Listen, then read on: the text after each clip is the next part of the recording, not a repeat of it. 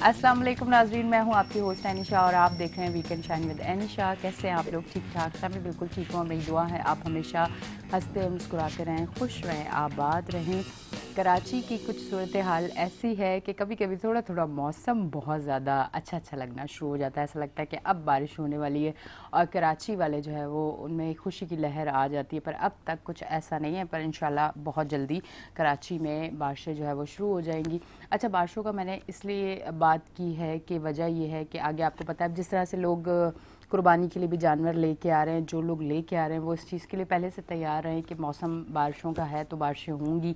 सबसे पहले उनकी सेफ्टी के लिए कौन सी जगहें हैं जो वो पहले से ही सोच के रखें कि यहाँ इन्हें रखा जाएगा, ताकि क्योंकि होता ये कि कुर्बानी का जानवर जो है वो बहुत सेंसिटिव होता है और लोगों को बड़ा नुकसान भी होता है। अक्सर ऐसा होता है कि कभी करंट लग जाते हैं कुर्बानी के जानवरों को, कभी बारिश से वो बीमार हो जाते हैं और ये सारी सिलसिले होते हैं। तो आप लोग जब भी कुर्बानी अगर आप लोग करना चाहते हैं तो उससे पहले ये देख लें कि आया उनको रखना कहाँ है, ताकि आप लोगों को ज़्यादा प्रॉब्लम फेस ना करना पड़े।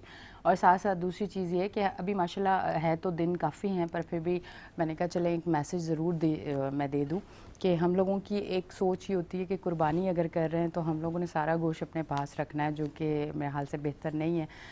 उन लोगों का सोचें जो लोग ये चीज़ें अफोर्ड नहीं कर सकते, तो हमें चाहिए कि हम उन तक ये चीज़ें पहुंचाएं। वैसे तो जिस तरह से महंगाई बढ़ चुकी है, शायद बहुत सारे लोग जो हैं वो इस बार कुर्बानी ना कर सकें। ऐसा भी हो सकता है क्योंकि जिस तरह से महंगाई बढ़ी है, रेट्स हर चीज़ के बढ़े हैं, तो जानवर के भी रेट्स बढ़े होंगे और उसकी वजह से बहुत सारे लोग जो हैं जो हर साल करते थे, हो सकता है कि इस साल कुर्बानी ना कर सके। खैर बहरहाल आप हमें K21 न्यूज़ पे सैटरडे संडे मॉर्निंग में देखते हैं और हमारी कोशिश होती है कि हम इस तरह का शो करें जिसमें आपको पॉजिटिव मैसेज दें, जिसमें ऐसी चीज़ें हों जिससे आपको कुछ सीखने को मिले। तो कोशिश यही होती है और बहुत अच्छा लगता है कि जब हम कोई पॉजिटिव मैसेज देते हैं और आपको अच्छा लगता है, आपको समझ आता है। वजह ये होती है किसी भी काम को करने की वजह ये है कि आप जब भी कोई काम करें उसमें कुछ ना कुछ सीखने का अमल ज़रूर होना चाहिए।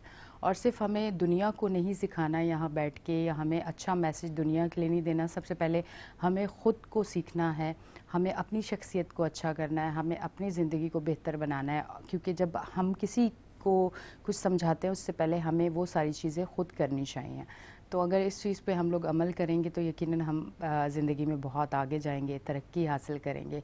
क्योंकि अमूमन लोग ये कहते हैं कि मैं अमूमन देखती हूँ बसों के पीछे लिखा हुआ होता है माँ के पाँव के नीचे जन्नत, और फिर एक जगह मैंने देखा कि जन्नत की जो कुंजी है, जो चाबी है, वो बाप है। ये सारी चीज़ें हम पढ़ते रहते हैं, छोटी छोटी जगहों पे कहीं ना कहीं ये चीज़ें लिखी हुई होती हैं। और कामयाबी अगर आप चाहते हैं तो उसकी जो कुंजी है मेहनत, लगन, मुनाफ़कत ना किसी से रखें, अपने काम पे भरपूर फोकस रखें, मेहनत से काम करते रहें, रिज़ल्ट ज़रूर मिलता है। अच्छा, कुछ लोगों को रिज़ल्ट रातों रात मिल जाता है और कुछ लोगों को बहुत सालों बाद मिलता है। कुछ लोग डिसहार्ड होते हैं कि बहुत अरसा हो गया और फिर भी तरक्की नहीं कर रहे, और कुछ लोगों को रातों रात मिल जाती है। तो वक्त मुकर्रर होता है पर आपको ज़रूर मिलता है। अल्लाह आपको कदर करवाता है किसी चीज़ की भी, जो आपको अगर आपको फ़ौरन से कोई चीज़ मिलती है तो आपको उसकी इतनी कदर नहीं होती। जब आपको बहुत मेहनत के बाद मिलती है तो उसकी आपको कदर भी होती है और आप उसको उस चीज़ को उस लेवल पे रखने के लिए मेहनत करते रहते हैं। और अगर आपको कदर नहीं होगी और आपको आसानी से चीज़ें मिल जाएंगी तो आपको नहीं पता होगा कि उसको किस तरह से लेके चलना है, उसको किस तरह से मैनेज करना है और उसको उसी जगह पे किस तरह से रखना है। तो हर चीज़ का कोई ना कोई रीज़न होता है, हम लोग नहीं समझते। हम अगर उस रीज़न को समझ जाएँ तो यकीन करें अल्लाह ने सबके नसीब में बहुत कुछ अच्छा लिखा है। जब एक माँ अपने 4 या 6 बच्चों के लिए किसी एक बच्चे के लिए भी गलत नहीं सोच सकती, किसी एक बच्चे को भी कमतर नहीं देख सकती, किसी एक बच्चे को भी मुश्किल में नहीं देख सकती, तो अल्लाह अपने जो ये दुनिया में बंदे हैं किसी एक बंदे को उसके नसीब में कम कैसे लिख सकता है? रब बिल्कुल नहीं लिख सकता। सबके नसीब में रब ने बहुत कुछ लिखा है। शायद हमारी कुछ ख़ताएँ होती हैं, हमारी कुछ कमियाँ होती हैं, हमारी मुनाफ़कत होती है, हमारे अंदर जेलसी होती है, हमारे अंदर बहुत सारी ऐसी चीज़ें होती हैं जिसकी वजह से हम अपने नसीब में होते हुए भी वो चीज़ें हमसे दूर हो जाती हैं। ये आज का मैसेज था, इस पे ज़रूर सोचिएगा और कोशिश कीजिएगा अपनी शख्सियत को बहुत निखारें, खूबसूरत करें और आगे बढ़ें। इसी के साथ साथ मैं आपको बताती चलूँ कि अब से थोड़ी देर में आपकी टीवी स्क्रीन्स पे हमारे फ़ोन नंबर आ जाएंगे, हमारे गेस्ट भी हमारे साथ मौजूद हैं। अगर आप लाइव कॉल करके उनसे कोई सवाल करना चाहें तो वो भी कर सकते हैं, और अगर आप चाहते हैं कि शो को कुछ बेहतर बनाया जाए तो उसके लिए भी आप हमें कॉल कर सकते हैं। इस टाइम हमारे साथ हमारे जो गेस्ट मौजूद हैं उनको मैं वेलकम करती हूँ। हमारे साथ मौजूद है Syed Roshan Ali, CEO Universal State and Developers, उनको मैं वेलकम करती हूँ। अस्सलाम वालेकुम। कैसे हैं सर आप? सर, मैंने जो इंट्रो दिया है उसमें आपको कैसी लगी ये बातें कि एक चीज़ होती है ना कि अक्सर हम लोगों को देखते हैं कि नाशुक्री लोग करते हैं कि शायद हमारे नसीब में ये सब कुछ नहीं लिखा, शायद हमारे नसीब में ये नहीं है, हमारे नसीब में बस मुश्किलात हैं, या हमें सिर्फ इसी तरह दरबदर होना है। बहुत सारे लोग होते हैं ना जो अपनी कमियों को नहीं देखते, वो ये समझते हैं कि शायद हमारे नसीब में ये चीज़ें नहीं हैं, या कुछ लोग ये समझते हैं कि नसीब में लिखा होगा तो मिल जाएगा। अब उनको क्या पता कि नसीब में अगर लिखा है कि मेहनत करके और लगन के साथ आप काम करोगे तो मिलेगा। हम अगर सोचे कि सिर्फ नसीब के हाथों पे ही सब कुछ छोड़ के अगर हम बैठ जाएंगे तो फिर किस तरह से होगा? क्या कहेंगे इस पर? देखें, ये तो बहुत अच्छी बात है कि नसीब तो इंसान अपने हाथों से बनाता है, उसके लिए मेहनत करनी पड़ती है। आप मेहनत करेंगे, अल्लाह पाक उसका अच्छा रिजल्ट जरूर देंगे। और अगर आप बैठे रहेंगे, नसीब पे छोड़ देंगे तो फिर आप पीछे चले जाएंगे। अल्लाह ताला कहता है आप अपने तौर पे अपना हिस्सा डालें, मेहनत करें। मेहनत करने के बाद आप वो जो उसका जो रिजल्ट है ना वो मेरे पे छोड़ दें, और इंशाल्लाह मेरा ईमान है कि वो रिजल्ट बहुत अच्छा होता है अल्लाह की तरफ से। आप मेहनत करें, उसके बाद अल्लाह पे छोड़ दें। और एक बात और कहना चाहूँगा कि लोग ब्लेम करते हैं कि मैंने इतनी मेहनत की, मुझे कामयाबी नहीं मिली। आपको नहीं पता कि उसमें भी आपके लिए कामयाबी थी, उसमें अल्लाह ने आपके लिए कोई बेहतरी रखी थी। और ये जो शुक्र की जो आपने बात की है ना, असल चीज ही शुक्र है। अल्लाह को पहचानना है तो शुक्र करें, शुक्र करें, शुक्र करें। मैं इम्तिहान की बात नहीं करूंगा। इम्तिहान तो अल्लाह ताला किसी को इम्तिहान में डाले भी ना, हम इम्तिहान के काबिल भी नहीं है। फिर लोग अक्सर अपनी रवानी में ऐसी बात कर जाते हैं कि शायद आपके ऊपर एक इम्तिहान आया। तो हम तो कहते हैं इम्तिहान आया ही नहीं है, और अल्लाह से पनाह मांगनी चाहिए के इम्तिहान की। अल्लाह किसी को इम्तिहान ना डाले, क्योंकि इम्तिहान के हम काबिल भी नहीं है। ये सिर्फ रहम रहम रहम है कि जो हम इस तरीके से हर तरीके से आज़ादाना जिंदगी जो गुजार रहे हैं, और ये सब रहम और करम है अल्लाह ताला का। तो उसका सिर्फ शुक्र अदा करना चाहिए हर हाल में। ये जो नाशुक्रे होते हैं वो हर बात में कहते हैं देखें उसको ये मिल गया, मुझे नहीं मिला, देखें मेरे नसीब में ये नहीं था, मैंने इतनी मेहनत की। आप सोचें पता नहीं अल्लाह पाक आपको किस किस मुकाम पे लेके जाना चाह रहे हैं। और ये जो फेज है इसमें आप शुक्र अदा करके देखें, टाइम का इंतजार करें। लोगों को पास जो है ना इंतजार करने का टाइम नहीं है, वो इंतजार नहीं करना चाहते। उनको हर काम जो है ना जल्दबाजी में, आपको क्योंकि हमारी आवाम जो है ना बहुत जल्दबाज हो गई है, उनको हर फैसला फौरी तौर पे चाहिए। तो उसमें थोड़ा सा कनात कर लें, आप देखें रिजल्ट बहुत अच्छा आएगा। बिल्कुल ऐसा ही है। जब मैं एक चीज़ ज़रूर आज कहना चाहूँगी कि जब 12 साल पहले मैंने अपना सिलसिला शुरू किया था, उस टाइम अकेली थी, किसी का साथ भी नहीं था, बहुत मुश्किलों से आगे बढ़ने की कोशिश की। कहते हैं कि अल्लाह भी जब आपकी नीयत साफ़ होती है तो रब ऐसे लोगों को आपके साथ जोड़ देता है कि आप जब तरक्की के रास्ते पे जाते हैं तो वो लोग आपके साथ होते हैं, वो आपको वो मौके फराहम करते हैं। और ऐसा हुआ, और अब भी अल्हम्दुलिल्लाह अल्लाह का बहुत शुक्र है माशाल्लाह कि अब भी मैं जहाँ भी जा रही हूँ, जिस तरफ भी जा रही हूँ, मैं जितना भी काम कर रही हूँ और अगर बेहतर काम कर रही हूँ तो इसके पीछे भी कुछ लोगों का मुझ पर ट्रस्ट है। शायद रब ने उनके दिलों में और मेरे अल्लाह ने उन लोगों को मेरी तरफ मुतवज्जह किया कि इसको ये ड्यूटी दी जाए।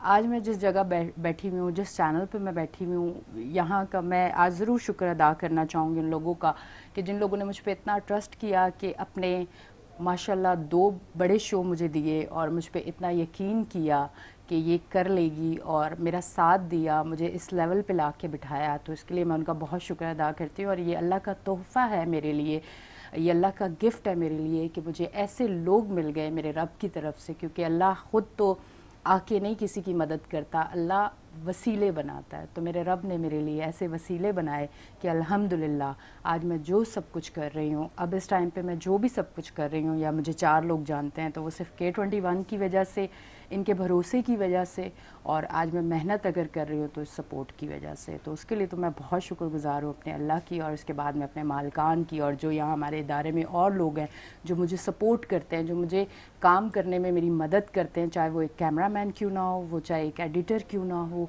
वो चाहे एक कोऑर्डिनेटर क्यों ना हो, उन सब की मेहनत के साथ मैं आगे बढ़ रही हूँ। मैं अकेली कुछ भी नहीं हूँ। जब तक ये सब लोग आपको बनाने में आपका साथ ना दें, आप लोग कुछ भी नहीं होते। तो हमेशा इस चीज़ को याद रखें कि अगर आप आगे बढ़ रहे हैं तो उसके पीछे बहुत सारे लोगों का हाथ है। तो कभी उन सब को मत भूलें, अपनी बेस को कभी भी नहीं भूलना चाहिए, क्योंकि वो बेस को अगर आप स्ट्रांग रखेंगे तो आप यकीन करें आप आगे जाते रहेंगे। और आप जिस भी इदारे के साथ हैं, आपकी इज़्ज़त उसी इदारे के साथ है।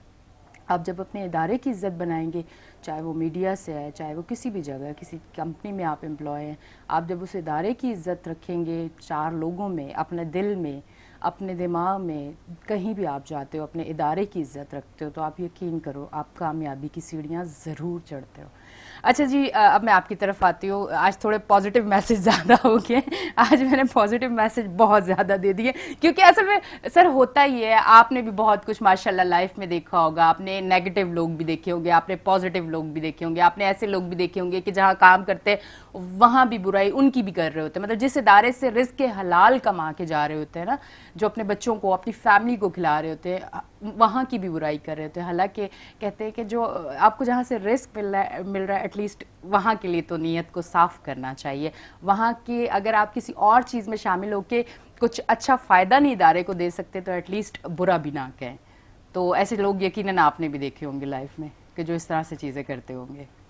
तो खैर सर, अब हम आते हैं ये जो बजट आया है उसके नुकसानात पे हम अगर बात करते हैं, क्योंकि लोगों का भी ये बड़ा कहना है कि जो एक तो सोशल मीडिया का आपको पता है कि बहुत ज़्यादा एक्टिव है, जो भी चीज़ होती है हमारी सोशल मीडिया पे सबसे पहले आती है। लोग ये सोशल मीडिया पे ज़रूर लिख रहे हैं कि अब तो ये बजट आते रहेंगे और अब इसी तरह महंगाई होती रहेगी और इस तरह के बजट आएंगे जिसकी वजह से हमें बड़ी मुश्किलात होंगी और ये सारी चीज़ें होंगी। तो इस पर आप क्या कहना चाहेंगे? देखें, इस मरतबा जो वो ताजिर बिरादरी बहुत मायूस हुई है इस बजट से, बहुत ज़्यादा। देखें, ताजिर बिरादरी वैसे ही वो बहुत परेशान थी, उनका कारोबार वैसे ही ख़त्म हो गया था। और हमारा क्योंकि ताल्लुक जो है रियल एस्टेट थे और कंस्ट्रक्शन थे, जी जी। तो कंस्ट्रक्शन इंडस्ट्री जो है वो इंडस्ट्री है जो पाकिस्तान में जितने भी ताजिर जो कारोबार कर रहे हैं उनका कहीं ना कहीं वास्ता बिलवास्ता कोई ना कोई वास्ता जो है ना वो कंस्ट्रक्शन इंडस्ट्री से होता है। तो अगर आप कंस्ट्रक्शन इंडस्ट्री को अगर आप प्रमोट नहीं करेंगे, अगर उसको दबा देंगे, उनके साथ सही फैसले नहीं करेंगे, तो वो जितना ताजिर तबका है जो कि कारोबार फराहम करता है और आम आवाम को उससे कारोबार मिलता है, तो वो कारोबार वो बंद हो जाएगा। वो बंद होने का मतलब ये है कि लोगों के घरों के चूल्हे बंद हो जाएंगे। तो उसमें थोड़ा सा अभी मतलब ये जो मौजूदा हुकूमत ने जो जो बजट जो दिया है, तो जाहिर है इनकी अपनी जो भी मुश्किलात होंगी या जो भी इनके अपने फैसले होंगे या इन्होंने किसी के साथ कोई कमिटमेंट की होंगी, मगर उससे आवाम को रिलीफ नहीं मिल रहा, आवाम को परेशानी हो रही है। तो वो परेशानी ख़त्म करने के लिए अभी मुफ्ती इस्माइल साहब ने जो एक बजट अनाउंस किया है, ये अभी वो इम्प्लीमेंट नहीं हुआ। तो मैं चाहूँगा कि इम्प्लीमेंट ना करें, इसके ऊपर नजर षानी करें, क्योंकि ये ख़तरनाक तरीन बजट है। इससे लोगों के चूल्हे बुझ जाएंगे, इससे लोगों में खुदकशियां पैदा हो जाएंगी। तो इसकी जिम्मेदारी ये हुकूमत होगी। और मैं चाहता हूं कि जो शहबाज शरीफ साहब जो हैं, उन्होंने पंजाब को माशाल्लाह उनकी एक मिसाल मौजूद है कि पंजाब में उन्होंने बहुत अच्छा काम किया। तो उस वक्त वो पंजाब की हुकूमत उनके पास थी, तो वो एक लोगों के ध्यान में बैठा हुआ है कि पंजाब हुकूमत जब शहबाज शरीफ साहब कर रहे थे तो पंजाब में बहुत अच्छे तरक्याती काम हुआ, लोगों को रिलीफ मिला। अब ये माशाल्लाह पाकिस्तान के जो है ना हाकिम बन चुके हैं, तो इनको चाहिए कि अब ये पूरे मुल्क की सरबराही कर रहे हैं, तो पूरे मुल्क के अवाम का सोचें। और इनका एक गलत फैसला लोगों को जो है ना, लोगों की जान ले सकता है। तो मैं चाहूँगा कि उनको नज़रसानी करनी चाहिए इस बजट पे, और ख़ास तौर पे जो कंस्ट्रक्शन इंडस्ट्री जो है, इस पे इनको थोड़ा सा रिलीफ देना चाहिए। अब जैसे इन्होंने एडवांस जो एडवांस टैक्स जो है वो 1% से 2% कर दिया, तो इससे जो है वो लोगों में कॉन्फिडेंस और ख़त्म हो जाएगा। जो लोग पहले बदहाल थे, अब वो इस वजह से जो है दोबारा जो है ना इन्वेस्टमेंट करना चाह रहे थे रियल एस्टेट सेक्टर में, तो वो फिर अब नहीं कर पाएंगे, जिससे नुकसान गवर्नमेंट का होगा, हमारे मुल्क का होगा, आवाम का होगा। तो हम तो मतलब आवाम, हुकूमत जब भी आती है वो आवाम के रिलीफ देने के लिए आती है और उसको देना भी चाहिए। मगर इस वक्त जो है ना ऐसा कुछ हो नहीं रहा है। देखें, ये अब तो डेली बेसिस की बुनियाद के ऊपर जो है ना महंगाई का तूफान जो है ना वो एक एक इंसान के ऊपर आता जा रहा है। और ये जो हमने 74 साल की जिंदगी में कभी इतना नहीं देखा, क्योंकि साल में 5 रुपए 10 रुपए का बजट बढ़ता था कि भाई ये महंगाई होती थी। अब जो है वो एकदम, क्योंकि ये जो डॉलर है उससे मईशत हमारी पाकिस्तान की चलती है, क्योंकि वो पाकिस्तानी करेंसी जो है उसी डॉलर पे बेस करती है। और वहीं जब डॉलर बढ़ेगा तो अब पाकिस्तानी रुपए की कदर कम होगी जी, जिसकी वजह से महंगाई बढ़ेगी। अब पहले महंगाई चले 1 रुपए 2 रुपए 5 रुपए होती थी तो वो भी साल में होती थी, तो लोग बर्दाश्त कर लेते थे कि भाई चले एक साल में इतना। अब ये जो 15 दिन में 20 दिन में जो बम गिराया जा रहा है ये 30-30 रुपए का, तो ये तो मतलब ये आप समझ लें कि अगर ये हुकूमत अगर 13 महीने के लिए अगर रह भी जाती है तो इनका किताबों में जो नाम लिखा जाएगा वो बहुत अच्छा नहीं लिखा जाएगा। और इनको अभी फैसले करने की जरूरत है, क्योंकि ताजिर बिरादरी अभी बिल्कुल नाराज है और वो इस बजट को इतना अच्छी तरीके से कबूल करने के लिए तैयार नहीं है। तो उनको चाहिए कि अभी टाइम है, अभी आपने प्रपोज बजट अभी अनाउंस किया है, इसको इम्प्लीमेंट प्लीज ना करें, इसको नजरसानी करें और आवाम का सोचें, ताजिरों का सोचें। ये ताजिर वो हैं जो कि आपको पैसा कमा के देते हैं और इससे आपका पूरा मुल्क चलता है। और ये इसके साथ साथ जो है ना ओवरसीज पाकिस्तानी एक बहुत बड़ा हिस्सा है हमारे। ठीक, अच्छा सर, मैं यहाँ एक चीज़ ज़रूर ऐड करना चाहूँगी और इस पर आपका जवाब भी ज़रूर चाहूँगी कि जब इमरान खान साहब थे तो महंगाई जब बढ़ी तो ये सारी चीज़ें और बहुत सारी चीज़ों पे कहा गया कि मुल्क की अभी सूरत हाल ऐसी नहीं है, मुल्क के ख़जाने की सूरत हाल ऐसी नहीं है, मुल्क इतना स्ट्रॉन्ग नहीं है, जिसकी वजह से सारी चीज़ें करनी पड़ी। आवाम को थोड़ी सी मुश्किलात का सामना करना पड़ेगा क्योंकि अगर मुल्की ख़जाने को स्ट्रॉन्ग करना है।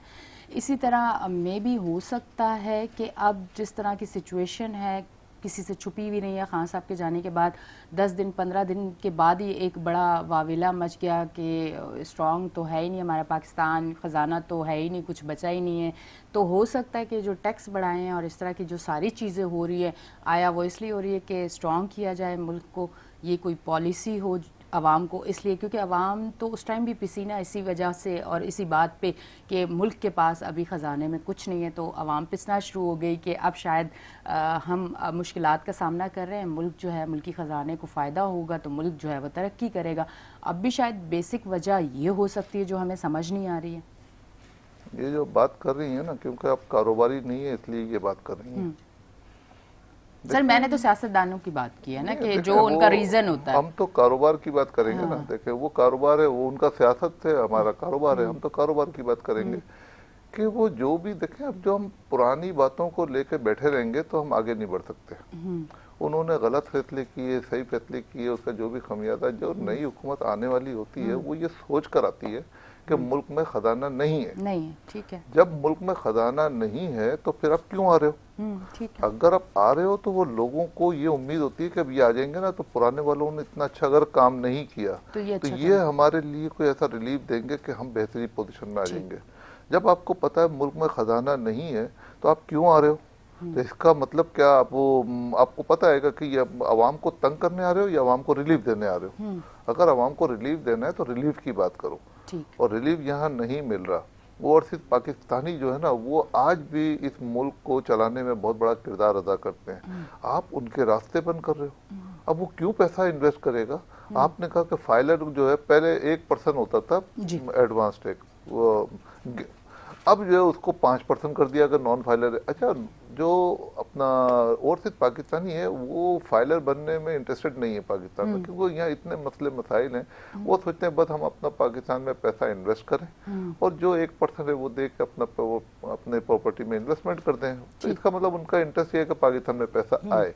अब अगर आप 5-5% उनके ऊपर अगर पेनल्टी डाल देंगे या एडवांस टैक्स की सूरत में उनको अगर एक अखराजात एक्स्ट्रा डाल देंगे, प्लस ये कि फिर वो प्रॉपर्टी में जो पैसे पहले बढ़ते थे अब वो नहीं बढ़ेंगे, तो फिर वो पैसा क्यों इन्वेस्ट करेंगे पाकिस्तान में? ठीक तो उसके लिए उनको अभी जो है ना बहुत ही अच्छा समझदारी का फैसला करना चाहिए। और माशाल्लाह ये सब समझदार हैं, पढ़े लिखे हैं, अपना ज़ाती मुफाद बिल्कुल ना सोचें, क्योंकि अब जो है ना इंसान कितनी ज़िंदगी गुजार लेगा, 10 साल 20 साल, मगर किताबों में आप जिंदा रहेंगे। ठीक। आप बज़ाहिर जो है ना वो मर जाएंगे, चले जाएंगे दुनिया से, मगर किताबों में जिंदा रहेंगे कि किसने क्या काम किया था, किसके दौर में कितने लोग कितने कर्जदार हुए थे। तो आप मिसाल कायम करें कि जो पुरानी हुकूमतें हैं, अगर उन्होंने एक एक इंसान को जितना कर्जदार किया था, तो वो उनका एक पैमाना है चेक करने का।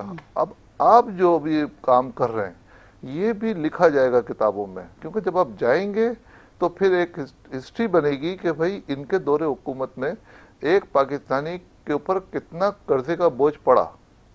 तो वो कर्जे का बोझ जो है वो ऐसा है कि उसको आज समझने की ज़रूरत है, क्योंकि जाने के बाद जो है फिर उसके बाद अब चले जाएंगे, मगर जो लोग यतीम हो जाएंगे, जो मतलब बेघर हो जाएंगे, जो खुदकशियां करेंगे, उन सब का जो है जवाब फिर इसी हुकूमत को देना पड़ेगा। मैं इस हुकूमत की बात भी करूंगा और जो पुरानी हुकूमतें उन्होंने किया, मतलब जिन्होंने भी काम नहीं किया, ये उन सब के लिए मैं बात तो मौजूदा हुकूमत की बात कर रहा हूँ। जो देखें पुरानी हिस्ट्री में जाएंगे तो वो सिर्फ डिबेट है, उसका हासिल उसूल कुछ नहीं है। हासिल उसूल इस वक्त ये है कि आज जो मौजूदा हुकूमत है उनको अच्छे फैसले करने की जरूरत है, क्योंकि उनके भी पूरी फैमिली मेंबर यहाँ रहते हैं। आप ये मत सोचें कि अभी मेरी 70 साल की उम्र है, मैं तो भी यहाँ से रिटायर होकर किसी और जगह चला जाऊंगा, ये हल नहीं है। आप इनका अवाम का सोचें, क्योंकि अवाम जो है ना हाकिम वक्त के ऊपर भरोसा करती है, और हाकिम वक्त जो है ना वो सरबरा होता है किसी भी मुल्क का।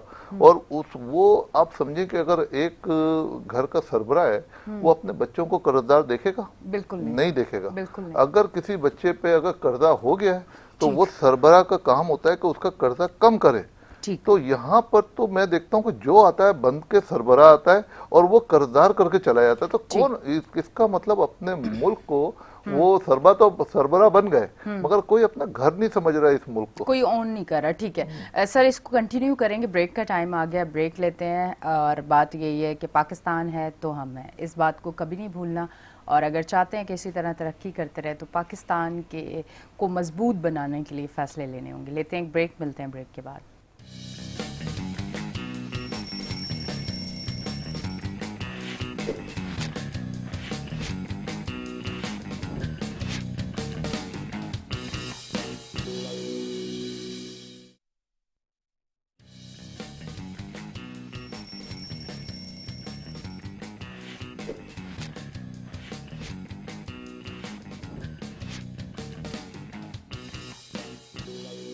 वेलकम बैक जी नाजरीन, हम ब्रेक से वापस आ चुके हैं और आप देख रहे हैं हमारा show weekend shine with Anisha. अगर आप हमें लाइव कॉल करना चाहते हैं तो आपकी टीवी स्क्रीन्स पे हमारे फ़ोन नंबर आ रहे हैं, आप लाइव कॉल करके हमारे शो में शामिल हो सकते हैं। अच्छा जी सर, थोड़ा सा इस तरफ आते हैं, जेल वाले बड़े खुश हुए हैं कि अब 4 दिन महीने में बकरे का गोश्त मिलेगा, मछली मिलेगी। पहले तो बेचारे पानी वाली दाल खाते थे, इस पर क्या कहना चाहेंगे? चले ये तो एक अच्छी चीज़ है ना कि इंसानियत होनी चाहिए इंसान में, कि चले जुर्म किया या जो भी किया एटलीस्ट उनको भी तो अच्छा खाना मिलेगा। इस पर क्या कहना चाहेंगे? थोड़ा सा इस तरफ भी कोई अच्छी अच्छी बातें भी करते हैं ना, फिर आएंगे घूम के, फिर इस तरफ आएंगे। देखें इसका ताल्लुक इंसानियत से है, हाँ। इसका जेल से उन चीज़ों से नहीं है। ये आपको वैसे भी जो है ना इंसानियत का ख्याल करते हुए अगर किसी को सज़ा मिल रही है तो उसको सज़ा दें, मगर उसकी इंसानियत का भी ख्याल रखें। हाँ, कि ऐसा नहीं कि वो उसने इतना बड़ा जुर्म कर दिया कि उसको उसका खाना पीना बंद कर दें, वो तो सज़ा जजा तो बात की बात है, मगर जो उसकी उसको इंसानियत की जो चीज़ें हैं वो उसको प्रोवाइड करनी चाहिए। हाँ, ठीक है। चलें जी, ये एक अच्छी चीज़ है। इसी के साथ साथ ये मुझे बताएं कि नुकसान ये वाले तो समझ आ गए हैं, अब बजट आते ये जो नुकसान महंगाई का एक जो हवा चलती है उससे और कौन कौन से नुकसान होते हैं, जो गरीब लोग हैं वो किस तरह से पिसते हैं, वो किस तरह से अपनी ज़िंदगी, क्योंकि हमारे यहाँ बजट तो ज़रूर आता है, हमारे यहाँ महंगाई तो ज़रूर होती है, पर हमारे यहाँ उस तरह से ना सैलरीज बढ़ती हैं, अगर बढ़ती हैं तो गवर्नमेंट लेवल के जो लोग हैं उनकी बढ़ती होंगी, जो प्राइवेट जॉब कर रहे हैं उनका तो वही सिस्टम है, वही सैलरीज हैं, वही सारी चीज़ें हैं। पेट्रोल के रेट अगर बढ़े हैं तो सैलरीज वही हैं, पेट्रोल तो उन्होंने डलवाना है, अगर उन्होंने अपने ऑफिस जाना है या कहीं जाना है, किराए अगर बढ़े हैं तो उन्होंने फिर भी जाना है, सारी चीज़ें तो उन्होंने इसी तरह से करनी है, पर उन लोगों की सैलरीज नहीं बढ़ी। तो ये आप क्या समझते हैं कि इस तरह की महंगाई, इस तरह के बजट और इस तरह की चीज़ों से किसी आम शहरी को कितना नुकसान होता है? नहीं, हाकी में वक्त जो है ना, वो एक सरबराह होता है मुल्क का, उसको बिल्कुल ऐसा किरदार अदा करना चाहिए कि उसको एक एक इंसान का, क्योंकि ये जिम्मेदारी 22 करोड़ आवाम की जो है, ये जो काम है बाला जो है उनकी है।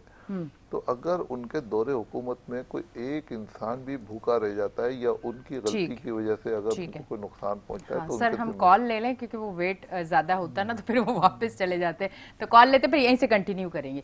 जी हमारे साथ कॉलर मौजूद है, कॉल लेते हैं। अस्सलाम वालेकुम। अस्सलाम वालेकुम। जी वालेकुम अस्सलाम। कौन बात कर रहे हैं? जी कामरान बात कर रहा हूँ जलमग से। जी कामरान, क्या कहेंगे? जी आप कैदियों के बारे में बात कर रहे थे। जी जी, उस बारे में बात की जा रही थी, तो क्या सहूलत दी जा रही थी कैदियों को? सॉरी क्या कह रहे हैं? आप बात कर रहे थे लाइव टीवी पे, तो कैदियों को अभी सहूलत दी जा रही है। जी जी, तो कैदी भी तो इंसान है, उनका भी हक बनता है। कोई भाई के बारे में लड़ रहा है, को किसी बंदे के बारे में, पुलिस तो जालिम है, बंदों को गिरफ्तार करती है। ठीक है। तो वो बेचारे तो मजलूम लड़ रहे हैं, उसके बारे में क्या बात कर रहे हैं आप? ठीक है ठीक है, अच्छा नहीं, बात कुछ इस तरह से थी कि कैदियों को अब अच्छा खाना दिया जाएगा जेलों में, इस पे बात हो रही थी। Thank you.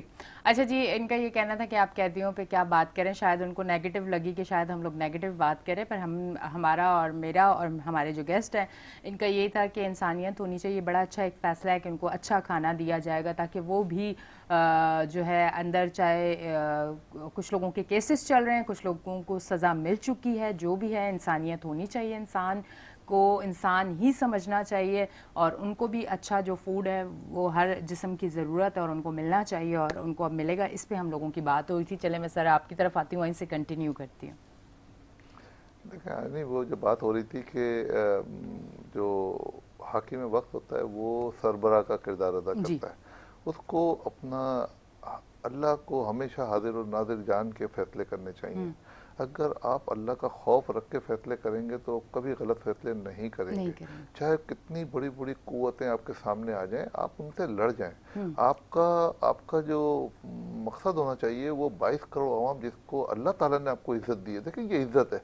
आपको अगर कोई इज्जत मिली, आप हाकिम बने इस मुल्क के, तो 22 करोड़ अवाम जो है ना वो आपके ऊपर नजर लगा के बैठी है कि आप हमारे लिए कोई ऐसा फैसला करेंगे कि अगर हम पे कर्जा है तो वो भी कम हो जाए, या हम कोई परेशान है तो हमको कोई रिलीफ मिल जाए।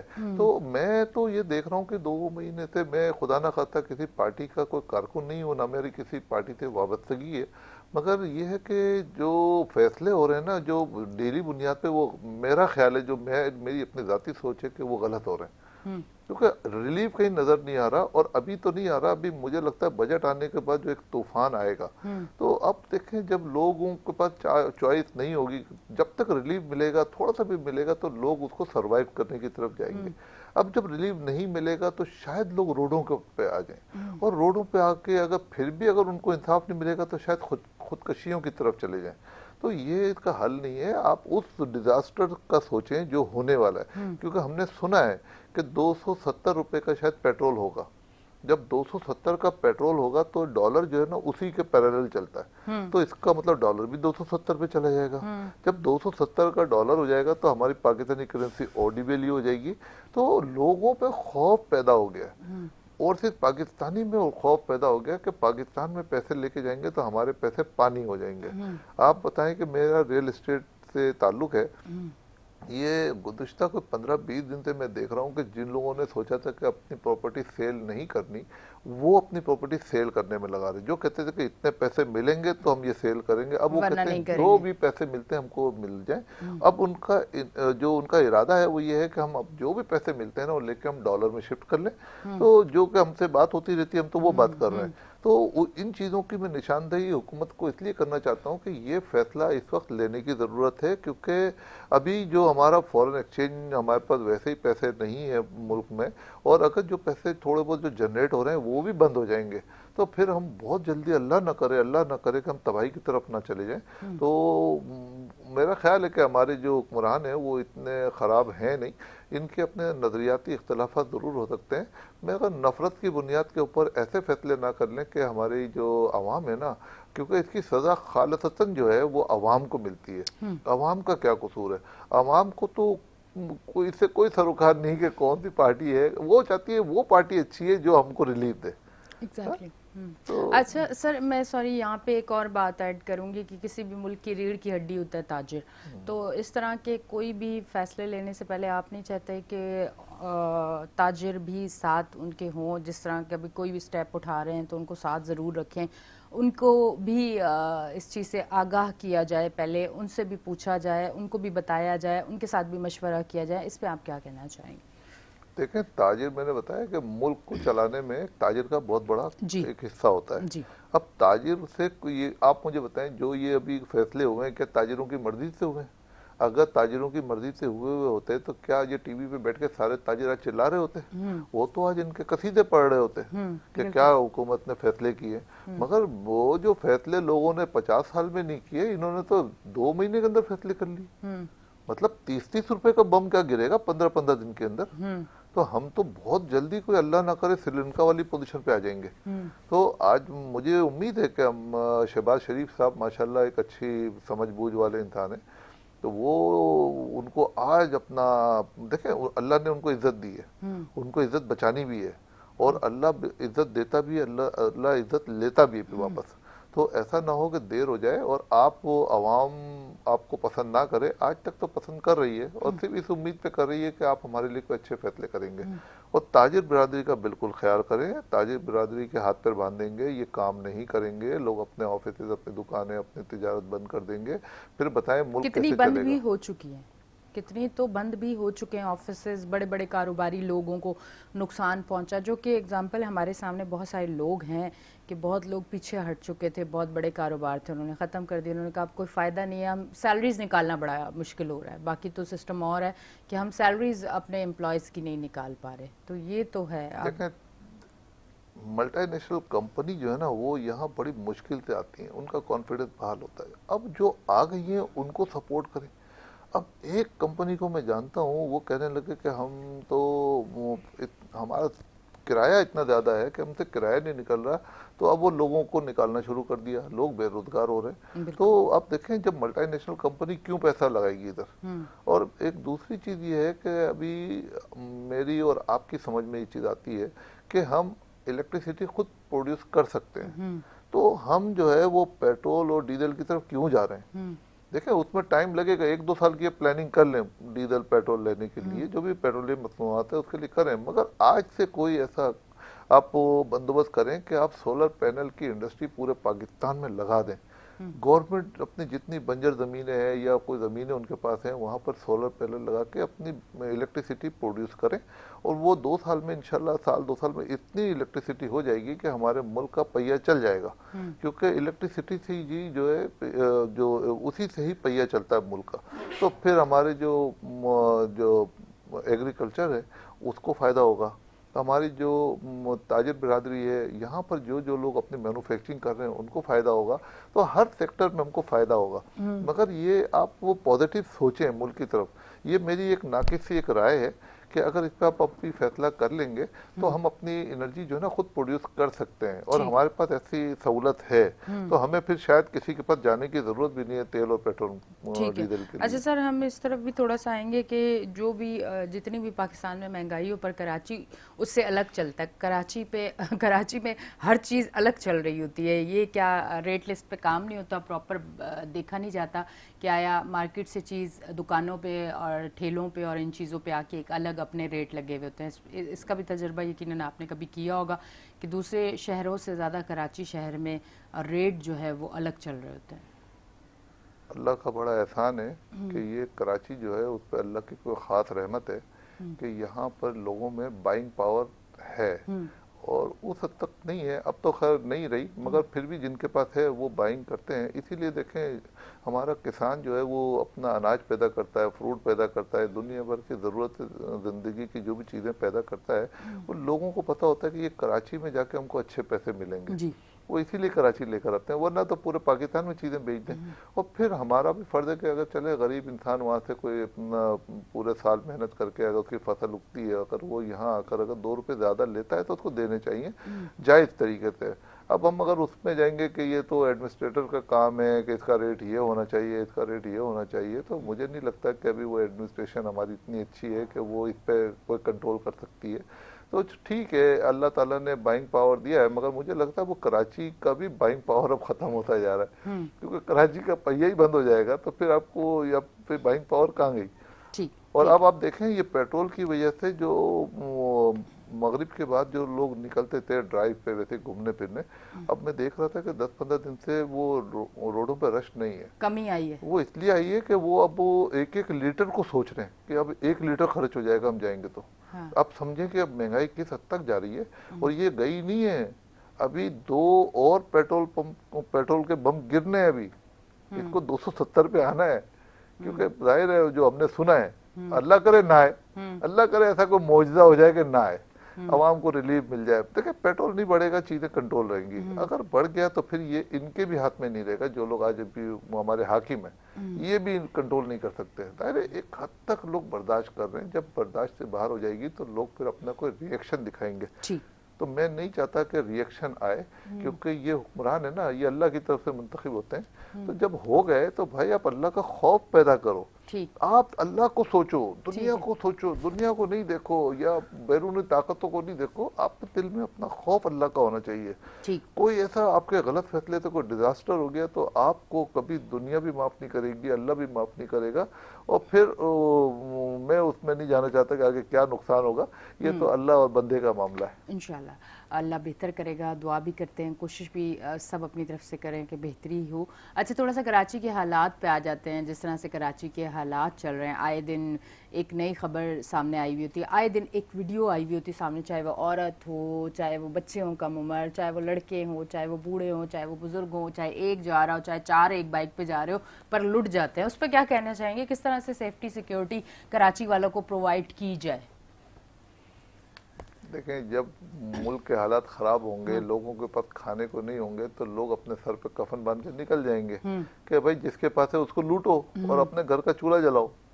तो ये तो जब वो बुनियादी चीज ही सही हो जाएगी तो ये सब चीजें सही हो जाएंगी। आपको पता है ये चीजें होती किस लिए हैं कि जो आदमी देख रहा है कि मर तो वैसे ही रहूं, अगर ये थोड़ा हो सकता है चांस ले लूं, मगर ये गलत है, नहीं करना चाहिए, एंड उनका बिल्कुल ही गलत है। तो अब वो आवाम को चाहिए कि एक तो वो जो ज्वेलरी जो पहन के जाती है वो नुमाइश के लिए वो ना पहन के जाए, मतलब औरतें जो पहनती हैं ज्वेलरी, जाहिर है वो तो उनका हक है पहनना चाहिए, मगर वो उस मुल्क में पहना जाता है जिस मुल्क में जो ना वहाँ उनकी सेफ्टी होती है। अब हमें अब पहन के नहीं जाना चाहिए कि उनको पता चल गया मोबाइल हाथ में चले। अब तो मोबाइल की स्नैचिंग इसलिए कम हो गई कि मोबाइल लेके जाके सेल नहीं कर सकते, पकड़े जाएंगे, तो एक ये बहुत अच्छा इकदाम हुआ है। तो अब वो सेफ्टी का तो अब इंसान को खुद अपनी सेफ्टी खुद करनी पड़ेगी। आप गवर्नमेंट से उम्मीद रखेंगे कि गवर्नमेंट अपने तौर पे जो कर रही है वो तो करेगी, मगर अब गवर्नमेंट के हाथ से बाहर निकल गई सेफ्टी अपनी बुनियाद पे आपको करनी पड़ेगी। मतलब हम लोग खुद ही अपनी सेफ्टी करें वरना इदारों ने हाथ उठा लिए। सर फिर भी एक चीज़ ये है कि मोबाइल खैर स्नैचिंग है, क्योंकि बहुत सारी वीडियोस आ रही हैं, हमने देखी हैं, ऐसा है। ये इकदाम अच्छा है कि आप अगर सेल करने जाएंगे तो आप पकड़े जाएंगे, पर ऐसे लोग भी हम लोगों में मौजूद हैं कि आप सेल करने आएंगे तो बहुत आसानी से आपकी चीज़ें सेल हो जाएंगी, बिक जाएंगी, सब कुछ हो जाएगा। ये सारी चीज़ें, क्योंकि पाकिस्तान में रहते हैं कोई चीज़ नामुमकिन नहीं, बड़ा आसान है। यहाँ पे सालों साल केस चलते हैं, गुनाह करने के बाद, क्राइम करने के बाद आप सालों साल ज़मानत पे बाहर आते हैं और ये सारी चीज़ें चल रही होती हैं, क्योंकि इंसाफ मिलने में टाइम ज़रूर लगता है और इस तरह की चीज़ें हैं। पर इदारों को, क्योंकि लोग अब ये चाहते हैं, मैं एक आवाम बन के बात कर रही हूँ, क्योंकि जब मैं इधर बैठी हूँ तो फिर मुझे लगता है कि मैं एक आम आवाम की आवाज़ आगे ज़रूर पहुँचाऊँ। लोगों की आवाज़ ये है कि अगर हमने अपनी सेफ्टी खुद करनी है तो फिर ये सड़कों पे खड़े हुए जो हमारे टैक्स से जिनको सैलरीज प्रोवाइड की जा रही हैं, फिर ये किस लिए, अगर हम लोगों ने ही सब कुछ करना है। मोबाइल ज़रूरत है, लेके बाहर जाना है, आपके पास कुछ पैसे तो चंद पर्स में होंगे और रखने पड़ते हैं, तो फिर भी आप खतरा, मतलब आप बिल्कुल खाली हाथ तो घर से नहीं निकल सकते, और अगर आप घर पे नहीं है तो घर पे भी आपके चोर डकैत आ जाते हैं। मतलब किस तरह से इंसान अपनी सेफ्टी खुद किस तरह से करेगा, गार्ड रखे इस गुर्बत और मुश्किल दौर में। देखें, ये जो आपने बात की ना कि जो बाहर जो हमारे मुहाफिज खड़े होते हैं वर्दी पहन के, और वो हमारे मुहाफिज भी हैं, तो पूरी दुनिया में मुहाफिज जो होता है ना, उसकी अच्छी सैलरीज होती हैं, उसको पेट भर के जब पैसे मिलते हैं तो फिर वो आपका दिफा करता है। उसको पता है कि मैं अपनी जान जो है ना जोखों में डाल के किसी को पकड़ने लगूंगा, अगर किसी ने मुझे उसको कुछ हो जाता है तो फिर उसके बाद उसके साथ भी इंसाफ उसको नहीं मिलता है। तो लोगों ने देखा, या तो उनकी सैलरी इतनी हो कि फिर वो अपनी जान, हालांकि इनमें जज्बा है, ये करना चाहते हैं। नहीं माशाल्लाह सर, हमारी फोर्सेस में तो बड़ा जज्बा है और करते भी हैं अल्हम्दुलिल्लाह। आज हम अगर आज़ाद हैं और आज हम इधर बड़ी आज़ादी से अगर बात करें तो इसका मकसद यही है कि हमारी फोर्सेस जो हैं वो स्ट्रांग है, सरहदों पे हों, हमारे शहर में हों, हमारी गलियों में हों, हमारे सड़कों पे हों। इन्हीं की वजह से ये आज़ादी और सुकून है। पर कहीं ना कहीं जो छोटा मोटा क्राइम हो रहा है, जो एक्टिविटीज़ हो रही हैं, उस पर अगर ये फोकस करें तो मेरे ख्याल से आवाम को और रिलीफ मिलेगा। मैं फोर्सेस की जो बात आपने की है ना वो अलग है, मैं फोर्सेस की बात हाँ, कर रहा हूँ, पुलिस की, पर मैं पुलिस की बात कर रहा हाँ, हूँ। इट्स ओके मैं उसको थोड़ा सा कंटिन्यू कर रही थी। अच्छा, हमारा जो सेगमेंट है उसका टाइम खत्म हो चुका है। बहुत बहुत शुक्रिया, आप तशरीफ लेके आए, थैंक यू जी। नाजरीन, आप देख रहे थे हमारा show weekend shine with Anisha और अब हम लेते हैं एक ब्रेक, मिलते हैं ब्रेक के बाद।